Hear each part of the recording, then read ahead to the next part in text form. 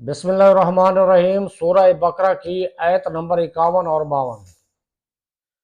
وَإِذْ وَعَدْنَا مُوسَىٰ 40 لَيْلَةً ثُمَّ اتَّخَذْتُمُ الْعِجْلَ مِن بَعْدِهِ وَأَنْتُمْ ظَالِمُونَ ثُمَّ عَفَوْنَا عَنْكُم مِّن بَعْدِ ذَلِكُمْ لَعَلَّكُمْ تَشْكُرُونَ۔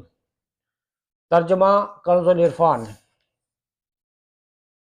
اور یاد کرو جب ہم نے موسیٰ سے 40 راتوں کا وعدہ فرمایا، پھر اس کے پیچھے تم نے بچھڑے کی پوجا شروع کر دی اور تم واقعی ظالم تھے۔ پھر اس کے بعد ہم نے تمہیں معافی عطا فرمائی تاکہ تم شکر ادا کرو۔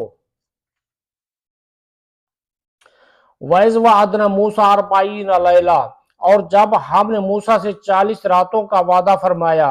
اس آیت اور اس کے بعد والی آیت میں بنی اسرائیل پر کی گئی جو نعمت بیان ہوئی اس کا خلاصہ یہ ہے کہ فرعون اور فرعونیوں کی ہلاکت کے بعد جب حضرت موسیٰ علیہ السلام بنی اسرائیل کو لے کر مصر کی طرف لوٹے تو ان کی درخواست پر اللہ تعالیٰ نے تورات عطا فرمانے کا وعدہ فرمایا اور اس کے لیے 30 دن اور پھر 10 دن کا اضافہ کر کے 40 دن کی مدت مقرر ہوئی، جیسا کہ سورہ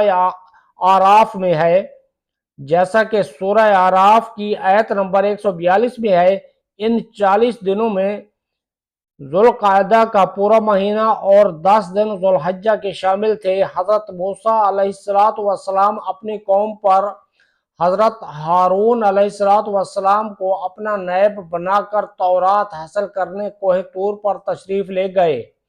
40 دن رات وہاں ٹھہرے اور اس عرصہ میں کسی سے بات چیت نہ کی۔ اللہ تعالیٰ نے تختیوں پر تحریری صورت میں آپ علیہ السلام کو تورات عطا فرمائی۔ دوسری طرف سامری نے جواہرات سے مزین سونے کا ایک بچڑا بنا کر قوم سے کہا کہ یہ تمہارا معبود ہے۔ وہ لوگ 1 مہینے تک حضرت موسیٰ علیہ السلام کا انتظار کرنے کے بعد سامری کے بہکانے سے بچڑے کی پوجا کرنے لگے۔ ان پوجا کرنے والوں میں تمام بنی اسرائیل شامل تھے، صرف حضرت ہارون علیہ السلام اور آپ کے 12,000 ساتھی اس شرک سے دور و نفور رہے۔ جب حضرت موسیٰ علیہ السلام واپس تشریف لائے تو قوم کی حالت دیکھ کر انہیں تنبیہ کی اور انہیں ان کے گناہ کا کفارہ بتایا۔